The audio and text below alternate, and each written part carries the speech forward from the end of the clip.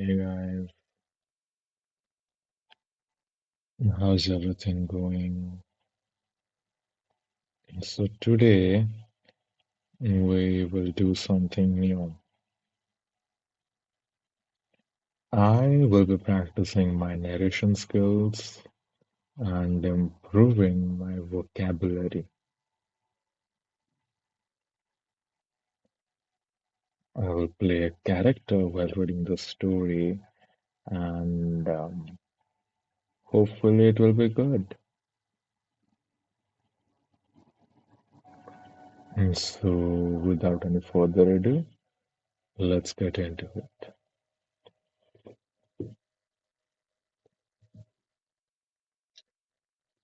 I'm writing this here now because I'm not sure when I'll get another chance.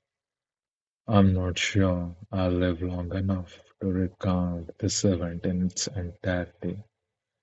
My name is Donovan Meeks.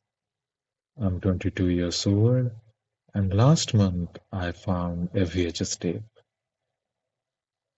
I had been rummaging through my attic, searching for some old Halloween costumes I could pull back out for old time's sake, just to get into the old holiday spirit. I'll preface by saying, much like many others, my attic was almost backroomish. The way the dust had collected amongst the clutter and how the cobwebs seemed to decorate the beams that supported my roof. The atmosphere alone was unsettling enough. As I searched through box after box of the Knicks Snacks photo albums and stocking stuffers that nobody used anymore, I finally managed to find a cardboard box labeled Halloween with a little cutely drawn spider with a smiley face behind it. All hail the gods of irony, because as soon as I lifted the box, the biggest black widow I'd ever seen came out running out, its legs clicking against the hardwood. I despise spiders, so this obviously caused me to jump backwards, tripping and falling over some other boxes, and immediately feeling like a maniac in fear of a bite from the arachnid. Hopping to my feet and checking ferociously for any sign of the thing on any part of my body, I happened to glance down at the mess of the boxes I had just created. Lying in the center of the scattered clothing and Christmas decoration lie a VHS tape. Unlike the other items, the VHS tape was completely dust-free and seemed as though it had been washed to about the halfway point. I picked it up to analyze it and found that it had been labeled quotation mark "Do not watch" in black permanent marker over white painter's tape. Staring at the words, I couldn't help but feel utter intrigue. Not only had I ever seen the tape, but I had never even owned a VHS tape. I mean, I'm 22. Honestly, what am I going to use one of these things for? The dams of curiosity broke within the first 2 minutes of my discovery, and off I went, down to my local pawn shop to find my VHS player. It cost me a solid $5.98.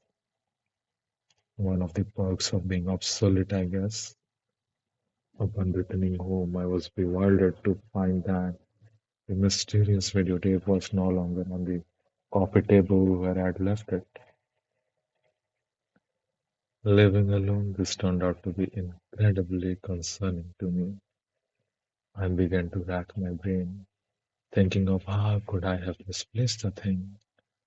I distinctly remembered placing it directly in the center of my coffee table.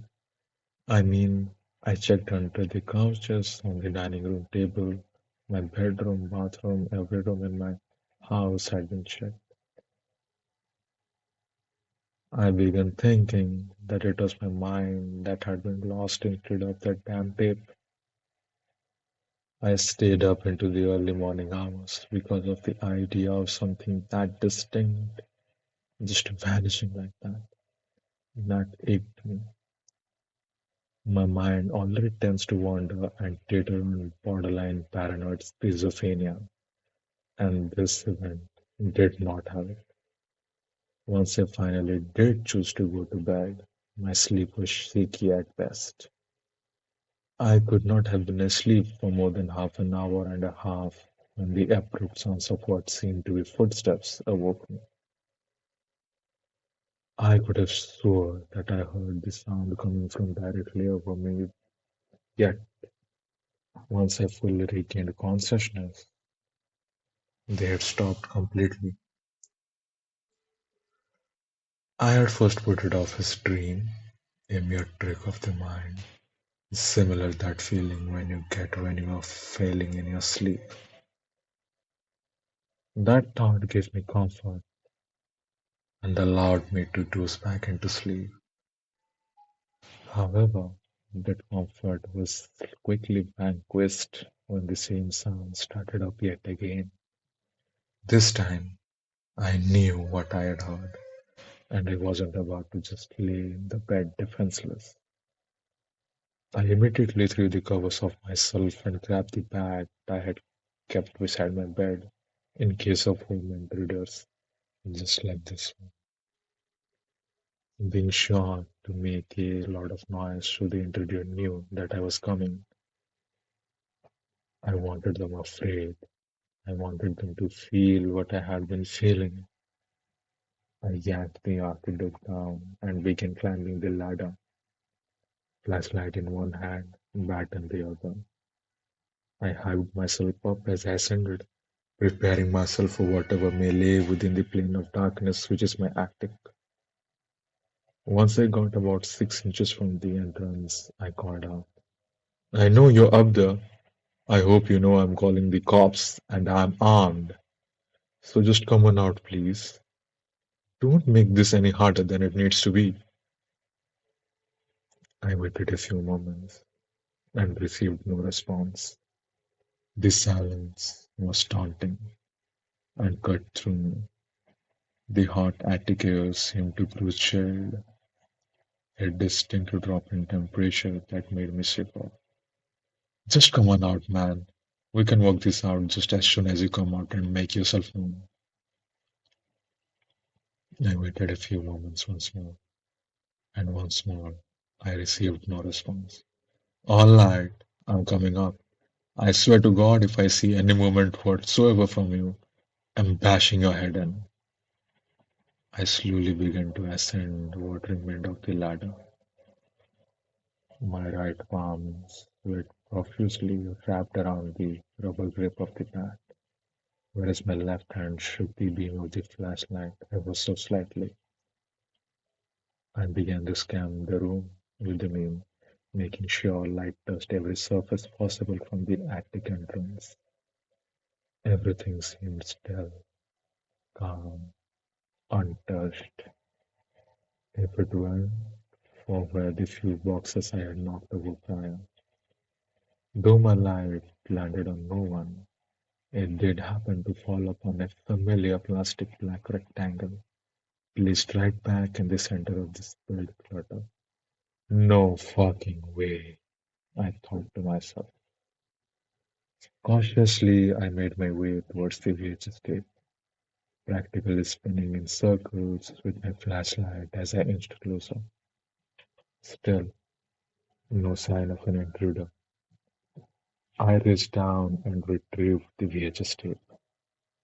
Just then, a whole wall of boxes came tumbling over from across the attic, followed by the sounds of swift footsteps that seemed to approach me at an inhuman pace, only to completely dissipate as soon as it was before me. The flashlight and bat were both shaking wildly now as I spun around the room, sweating and petrified. Come out right now, I screamed. The attic was now eerily silent again, as I stood there, shaking and on the brink of a panic attack. The sound of creaking floorboards scratched the back of my mind, and a deep, booming voice broke from behind me. Boo! I flew across the attic at a speed I did not know I was possible of achieving. I was down the ladder so fast that my foot ended up getting caught on the last rung, causing my ankle to twist, followed by a sickening pop that shot pain through my entire leg. I had saved my videotape though, and this time it wasn't leaving my side. I ended up having to spend the rest of the night and next morning in the hospital, getting x-rayed and having my foot casted up. I had ended up breaking my ankle, and I could tell the doctors I was tripped while climbing out the attic. Anyway, I returned home as soon as I was cleared, anxious to finally watch this VHS that seemed to had randomly appeared in my home, as well as some sort of unwanted visitor. I never really fell into the whole paranormal thing, but holy shit, the true horror that I felt in the moment up in the attic. It made me a believer instantly. Well, I should say that it made me believe that things can be attached to objects, whether it be holy or demonic. Attachments can happen, and I believe that's what the case was with the tap. Once I arrived home, I was determined to finally view its contents, something that I had failed to notice upon retrieving the tape from the attic was that now, instead of being halfway through, it was completely rewound to the very beginning. Not only that, but the black marker had now been turned dry. It looked as though a completely new label had been placed on the top. It looked flashier, like the caution tag on the bottle of chemicals. Do not watch this. Yeah, right. Who wouldn't watch this? Arriving home, I found that my house had completely been trashed. Cabinets were thrown open, couch cushions ripped off and strewn across the floor, pots and pans sat nearly across every countertop. Luckily for me, my VHS player had remained untouched and sat where it had been just below the TV stand.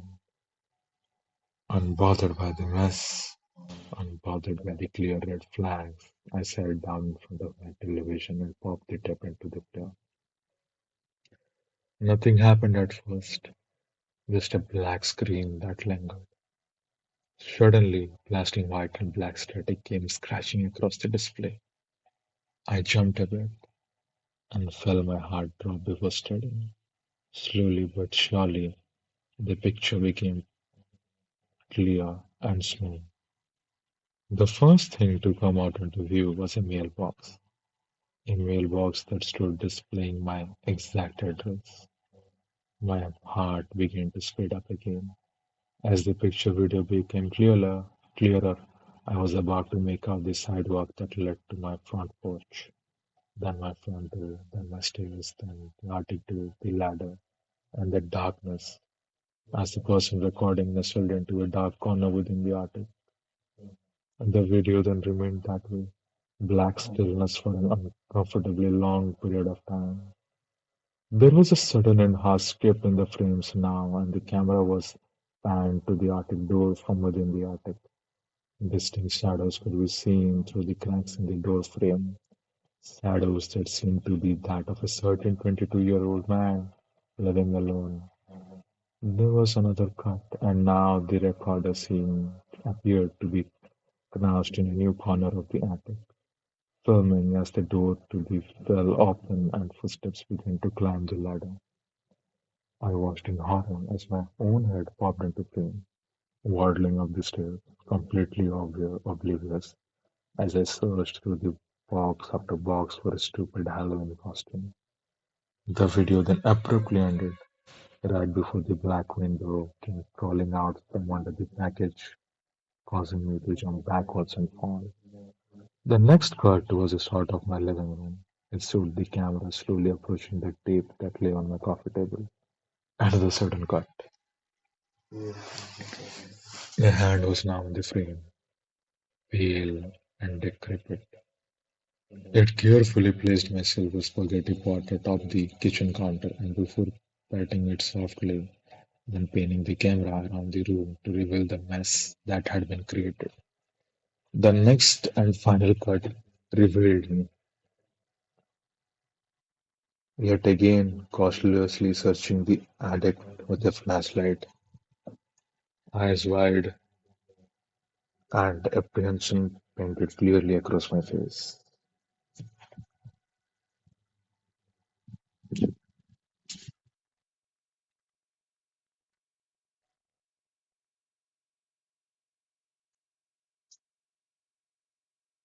I stared at the television in absolute dismay. Frozen, my jaw dropped clearly to the floor. I remained in a trance-like state for the remainder of the footage, broken only when the video abruptly ended and was somehow replaced by a live footage. Live footage that showed a 22-year-old man who lives alone sitting in awe as he watched himself on the television. My mind took no longer than I cared to admit for it to put the pieces together. But once it did, it was too late, and the sound of heavy footsteps began echoing from the television, and the live footage inched closer and closer to my spot on the sofa.